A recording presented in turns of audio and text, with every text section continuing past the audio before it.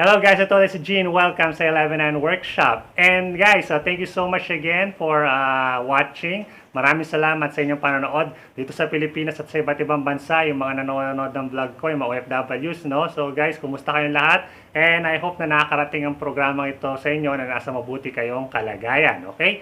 And salamat na rin guys sa mga nagsusubscribe, no? Nagla-like, nagsishare, at nagko-comment, mga nagtatanong guys. Pasensya na kung hindi ko nasasagot yung iba or hindi ko alam yung mga sagot sa inyong mga tanong. Pasensya na ulit, hindi ko na alam lahat eh, okay?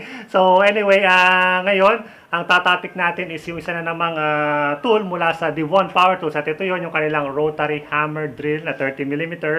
Pero mamaya na yan, baba ko muna, mabigat.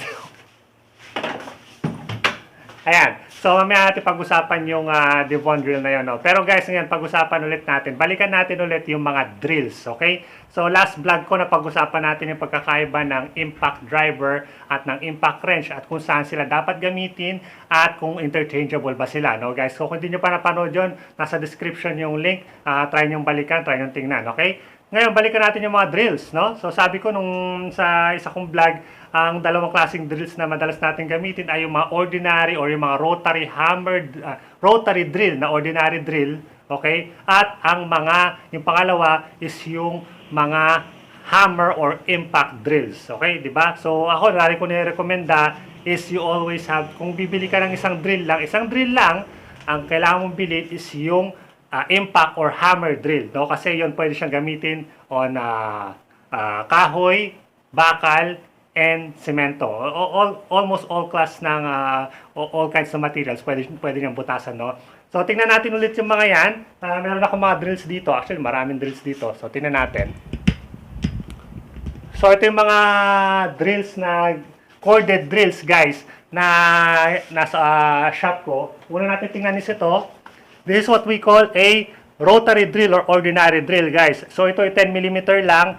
And you can use this, pwede mo siyang gamitin sa kahoy at bakal, and that's it, no? So, actually guys, technically, pwede mo naman siyang gamitin sa semento, pero may stress yung kanyang motor at baka umikli yung buhay ng drill, masira agad. So, I would not recommend using ordinary rotary drill sa semento, no guys? So, kahoy at bakal lang to pwede. Now, next naman is ito. Ito ang tinatawag nating impact drill or hammer drill. Tinatawag ko silang hammer drill kasi para hindi magkalituhan sa impact driver. Kasi kung tatawagin ko ito na impact drill, tapos meron pa tayong impact driver, nalilito yung mga iba natin sumusubaybay. So tawag ko sa kanya is hammer drill. And this one is the most recommended kind of hammer drill na pwede natin gamitin sa bahay. This is 13mm, no? 650 watts, that's enough na yan para sa lahat ng application. And the best thing is that meron siyang hammer mode. So kapag sinuch mo dito, yan yung kanyang drilling mode na pwede sa kahoy at bakal. Tapos pag binaliktad mo siya, that's the hammer mode na pwede naman sa semento, no? This is a good drill.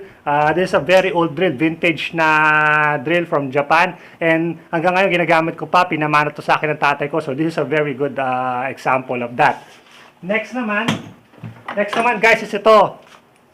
Ito ang tinatawag na rotary hammer drill, no? So, para pinagsama mo yung rotary drill at hammer drill. So, this is basically a big version o malaking version ng isang hammer drill. So, this one is also 13mm na hammer drill. May hammer function din, guys. So, pwede rin siya sa lahat ng materials. Ang pagkakaiba nito doon sa 13mm na isa is malaki to, guys. This has 700 watts of power. So, this has a napakalakas ng power niya, guys. And I love this drill. Gusto ko itong rotary hammer drill na to. Kasi talagang mararamdaman mo yung power niya. Kapag binutas mo sa kahit saang materials, pwede siya. And it's also variable speed na adjustable. So, pwedeng precise na speed ay gamitin mo dito, no, guys? Kasi ibang drill is adjustable lang yung speed sa kanilang trigger. And that's na hindi siya ganun ka-precise. Ito, precise na precise yung kanyang speed, no? And this one is a surplus find ko lang. And I got this for very cheap. So, yun. I love this drill, no, guys? Ito yung pinakamalaking drill ko for now. Now, let's look at the example from Devon Powertools. So, ito yon. This guy is the Devon Model 11.04 Rotary Hammer Drill SDS Rotary Hammer Drill, no? So this one, ano pagkakaiba niya dito sa isang rotary drill na to? Well, you can immediately see, guys. Ito kasi ang gamit niya is yung normal na chuck na nilalak ng chuck key. Ito naman is what we call an SDS type na rotary hammer drill, no? So SDS type, that means keyless na siya. Papasok mo lang, ilalak mo lang yung kanyang bit sa loob, no?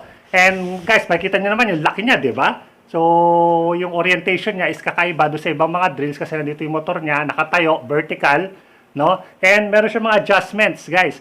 So, aside from drilling, meron din siyang chipping function, no? So, chipping, pang chip lang ng mga semento, no, guys? So, this is normally used for concrete. Now, pwede rin siyang gamitin for kahoy and steel, no? Kasi meron din siyang ordinary drilling mode. Pero guys, kung babarena kayo ng kahoy o tambakal gamit ito, that would be overkill. Okay? So overkill na yun, guys. Pwede ka raw magbarena ng kahoy and bakal using your mga ganyang klaseng drills lang, no? This one, I think, is more specific for concrete, no? Masonry, no? So lahat ng klaseng masonry pwede ito. Yun nga, sabi ko sa inyo, SDS. And this is 900 watts, guys. So that's very powerful. So almost double ng power nung ating rotary drill na maliit dito. So, or triple pa nga yata. So, ito nga yun. It comes with a front grip na handle na adjustable. Tapos, meron din siya itong tinatawag nating depth gauge, no? Itong rod na to, na-adjust yan, guys. Ayun. So, na-adjust yan para malaman mo yung precise na lalim ng inyong binubutas, no? Tapos, guys, meron din siyang variable speed trigger. So, ito yung variable speed niya is nasa trigger. So, sabi ko sa inyo, may function siya. May function siya for ordinary drilling. Meron siyang function with the hammer drill. At meron din siyang function na chipping. Okay, pang chip, no? Ayun. Okay guys, saan ba madalas gamitin yung mga ganitong klaseng rotary hammer drill? This is usually used in construction works, no? So, ano ba, magbubutas ka ng malalaking butas sa konkreto, sa mga poste, no, yung mga paglalagyan ng mga conduits, no, ng mga tubo, 'di ba?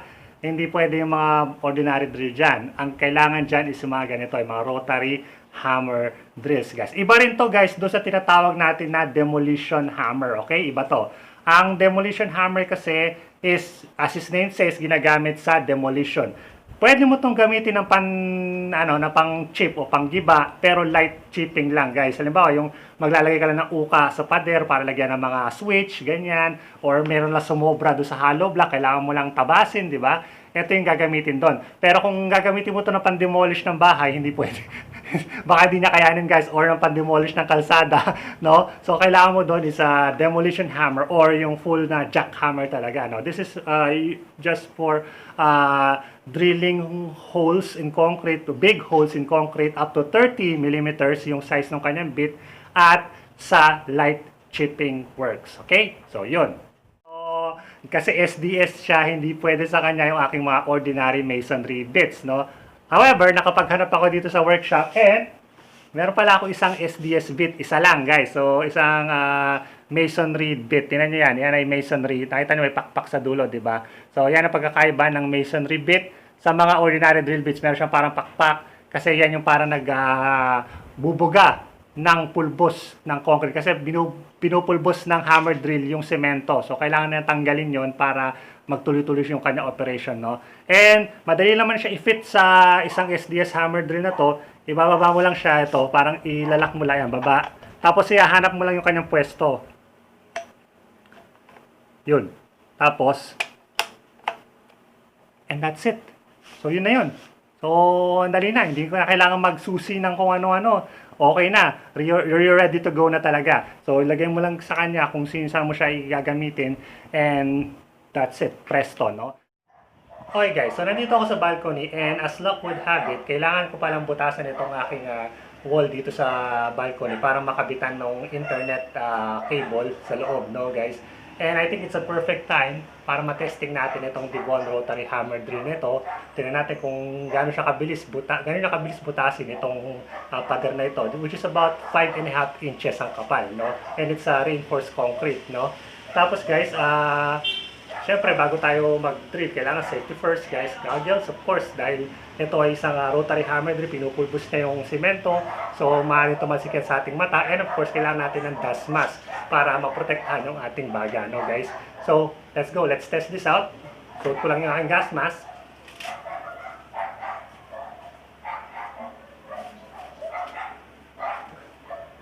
Ito yung bubutasan natin.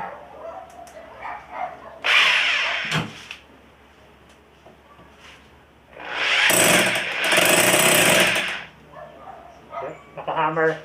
Kailangan pala guys, lagay nyo muna sa hammer drill function, no?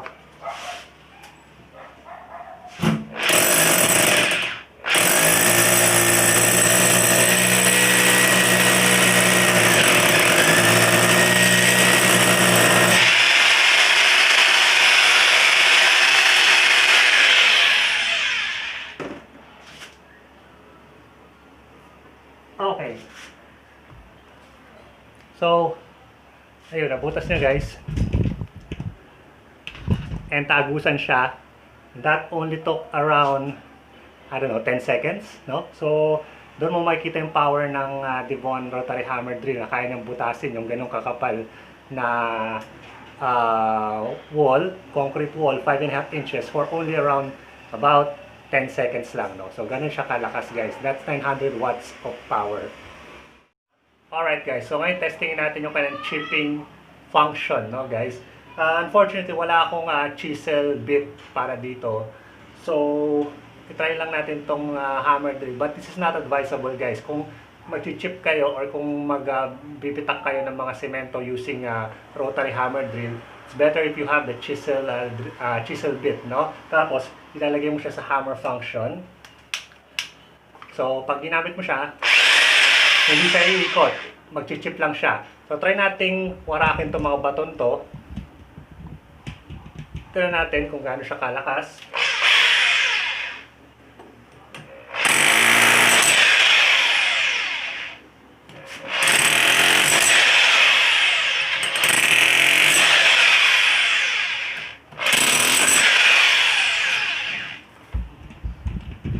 So see guys, that's more than enough power for chipping works, no? So yeah, you can see na talagang malakas siya. It's very powerful na chipper and also a very powerful na rotary hammer drill. Okay guys, so final thoughts ko dito sa Devon model 1104 rotary hammer drill. It's awesome guys. So again, 10 out of 10 for Devon. I like its power, no? Yung kanyang talagang solid yung kanyang performance para sa akin, yung pag-testing natin dyan, no? I would love to test this in the real world, guys. So, pag kung meron lang talaga sana dito na pwede nating pag-practicean, ito gagawin natin, no? Kasi wala eh. So, ganun talaga. Pero, guys, hindi ka magkakamali doon sa power na. It's so strong, it's so powerful talaga. Talagang bagay na bagay siya sa kanyang function as a specialized construction tool, no? So, pwede ba to or dapat ba ito or kailangan ba ito ng mga DIYers and weekend warriors tulad natin? Maybe not, no? Hindi siguro natin kailangan. It's a professional tool. Siguro talagang may kailangan ito, yung mga mason, may mga concrete workers, sila may kailangan ito, no? Pero tayo, guys, hindi natin to ganong kailangan, guys. But again, guys, yung power niya talaga nakaka-addict. So, kahit hindi ko to kailangan, I would love to have something like this in my workshop. Kasi, you never know, di ba? Baka mamaya kailangan ko magpalaki ng bahay o kailangan ko magbutas ng malalaking butas sa semento. At least meron tayong ganitong armas, no, ng rotary hammer drill, no, guys? So, yun. If you're interested with this and other Devon products, guys, check nyo yung kanilang Facebook page, no? Yung kanilang website at ang kanilang Lazada flagship store. Lahat ng links na yan ay nasa baba, guys. Okay guys, so gusto ko lang ibigay ngayon yung aking honest thoughts about Devon Powertools, no guys. Devon Powertools is a new player, guys. So bago lang sila sa market natin, bago lang sila sa Philippine market, no. But they're making a good impression on me, guys. Kasi nasubukan ko na yung mga tools nila and I love their tools ngayon. Yung dalawan lang tools na ito, gustong gusto ko, guys. I think this is one of the best na drill na nagamit ko. I love this drill at yung impact wrench niya is talagang wala akong masabi guys. So talagang gusto ko yung dalawang tools. I would base my conclusions on those two tools lang, no? Hindi ko pa na-testing yung iba nilang tools, so the jury is out on that, guys. Pero I would trust Devon kasi hindi naman sila basta-bastang tool company lang, guys. They're part of Sherwon group of companies, which is a big tool company, no, guys. So may pedigree sila, may sinasabi kumbaga, no. So sila rin nagpo-produce ng skill, hammerhead, at iba pang mga klaseng mga power tools, no. So ito talaga yung kanilang professional line of power tools na naka-market dito sa Asia Pacific region, no. So yeah, medyo sa first impression ko parang naano ko na bakit ganyan, Devon? Ano yan? Never heard, 'di ba? Pero I said, well, yeah, I want to give it a try, no. So kasi tool reviewer ako, vlogger ako. I want to experience kung ano ba yung ino-offer nila. And I was not disappointed, guys. So in my personal opinion, Devon Power Tools is good tools, no? Talaga pang professional level yung kanilang mga equipment, no, guys. That's ngayon lang. Ngayon yan, guys. Pero magkakaalaman yan kapag sa tumagal na, 'di ba? So, yun ganoon naman ang mga tools kasi nga bago silang player on the block, hindi pa sila established tulad ng ibang mga power tool companies na dekada na or iba century na nag-exist, no? So, subok na yung kanilang pangalan.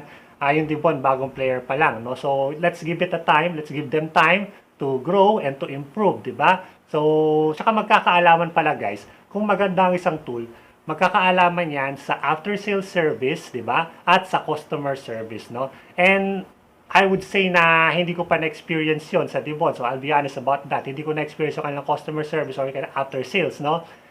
Magkakaalaman tayo dyan in the future, no? So, kung may marami nang bumili ng mga products nila, kung maraming magsabi na, oy, maganda yung service ng Devon, maganda yung kanilang customer care, no? So, that's a winner. That's a winner, guys, no? So, I would say to Devon na keep up the good work, keep on producing good power tools, but at the same time, guys, sana gumawa kayo ng magandang customer service at after service na service. Yun, after service. So, doon magkakaalaman talaga kung ang inyong tool ay re-respetuhin ng mga gumagamit at ng mga consumers ninyo. Diba, guys? So, yun. But overall, guys, I would say that Devon is good.